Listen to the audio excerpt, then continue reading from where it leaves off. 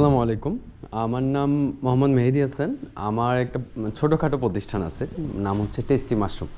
Sir যেমন বললো, একজন মানুষ সব বিষয় নিয়ে কাজ করতে পারে না, কিন্তু এই যে আমাদের লোক সংকটের কারণে দেখা যাচ্ছে উৎপাদন কে করবে বা বিপণন কে করবে, এই সংকটের কারণে এখন এসে আমাকে চারটাই করতে হচ্ছে।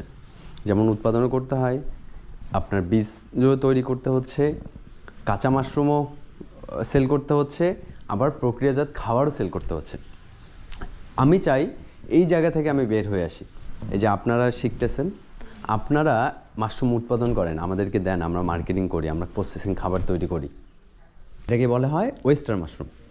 এটা হচ্ছে একদম পাতার মতো।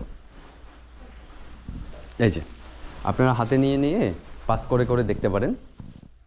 গম, তারপরে ধান, তারপরে হচ্ছে কাউন, তারপরে হচ্ছে আপনার ভুট্টা, এই সবগুলোর মাঝেই কিন্তু মাশরুমের বীজ আপনারা যেটা বলতেছেন ওটা তৈরি করা যায়।